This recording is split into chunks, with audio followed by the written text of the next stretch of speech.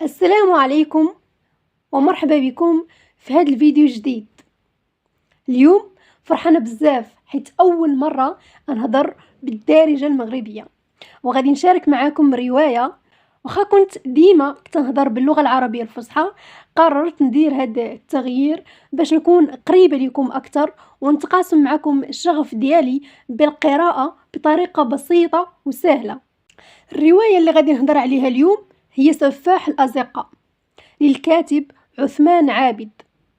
لقيتها في تليفوني بصيغة PDF وبديت نقراها. في الاول ما كنتش متوقعه انني نقراها كامله في جلسه واحده، لانه كنت باغا غير نعرف علاش تهضر، لانه غير العنوان هو اللي خلاني ندخل باش نقراها. حتى لقيت راسي وصلت للصفحه 200 والروايه كامله فيها 218 صفحه، وغير حيت وصل الوقت ديال المدرسه اما راه نكمل 18 صفحه اللي بقات. وطبعا فاش رجعت للدار كملتها، لان فاش كنت كنقرا قلت هاد الروايه ما غاديش نحبسها حتى نكملها، لانها مشوقه بزاف. اصلا كيجيك صعيب انك تكملها، لان هي روايه مشوقه وفيها الاثاره والغموض. روايه واعره بزاف، مكتوبه بطريقه محبوكه وما تتخليكش توقف، لان الكاتب كيخليك تبغي تعرف اشنو يوقع. كيجيك الفضول وتتولي تسائل شكون هو السفاح، وعلاش تيقتل الأطفال بالضبط، وعلاش بنت وولد، شو السبب اللي خلاه يختار الأطفال كضحايا. كل هاد الأسئلة كتخليك تتابع الأحداث بلا ما تمل. وحتى طريقة السرد مميزة، فالكاتب قدر يدخلنا لعالم الجريمة النفسية بلا ما يعطينا كل شيء في البداية. فكل ما كتقرأ كل مرة كتقول صافي راني عرفت الكاتب، عرفت القاتل. كتجي احداث اخرى تتقلب الموازين، تتقلب الروايه كامله، وكيعاودوا يرجعوا من الاول باش يقلبوا على شكون هو القاتل. فبالتالي كاين واحد العمق النفسي في الروايه، وهادشي اللي خلاها مختلفه على بزاف ديال الروايات البوليسيه الاخرى، لان ماشي غير جريمه وقاتل، ولكن كاين سبب، كاين ماضي مأثر في هذاك القاتل، وكاين معاناة.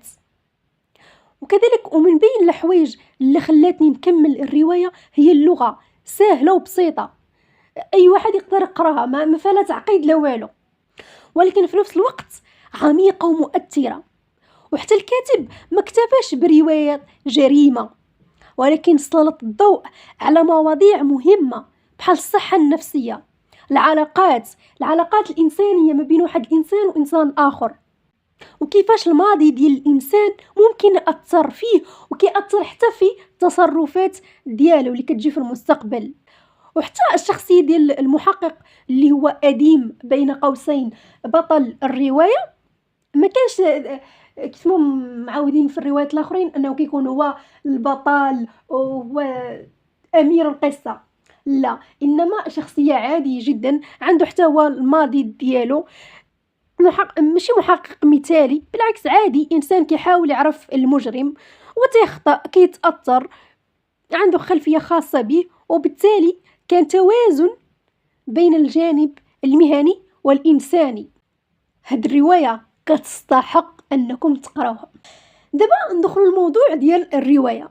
علاش كتهضر هاد الروايه، ولا شنو هو الموضوع العام ديال الروايه. القصه كتدور في مدينه طائف بالسعوديه، وكيتم اكتشاف جثث اطفال وسط زناقي ضيقه. هاد الامر كيتعاود بزاف ديال المرات، وهادشي كيخلي السلطات تشكل فرقه تحقيق خاصه، من بينهم المحقق أديم اللي هو اللي كيحكي لنا القصة، وهو اللي كيقلب على السفاح وغادي يعرف شكون.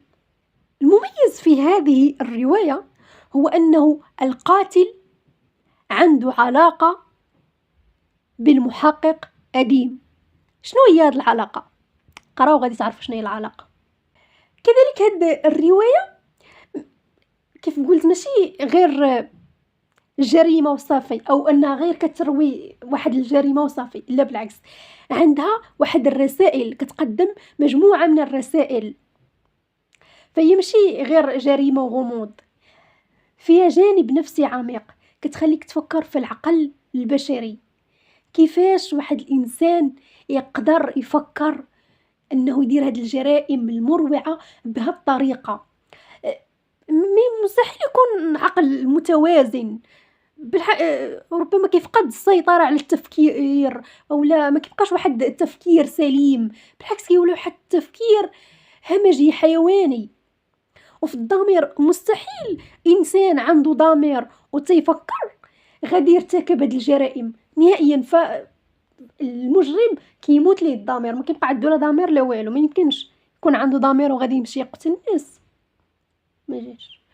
وحتى في الأسباب اللي ممكن توصل الشخص لهاد الحد من العنف، ما يمكنش يكون إنسان طبيعي وارتكب هاد الجرائم بهاد العنف بهاد الوحشية. بحال البارامتر ديال الانسان كيتبدلوا، دوك الاعدادات ديال الانسان ما كتبقاش، يعني ما كيبقاش انسان متوازن. فالرواية فيها تشويق وفكرة وعمق. بصراحة سفاح الأزقة ماشي رواية عادية، بل تجربة قراءة كانت ممتعة ومليئة بالمشاعر، الغضب، الخوف، القلق، الفضول والتوتر. وما ندمتش انني قريتها وعطيتها وقتي، وفي نفس الوقت كنتمنى تعجبكم هاد المراجعة، وغادي نخليها لكم في الوصف باش تقراوها وتقولوا لي التعاليق او الاراء ديالكم. وصلنا لنهاية الفيديو، دمتم سالمين، الى اللقاء، الله يعاون.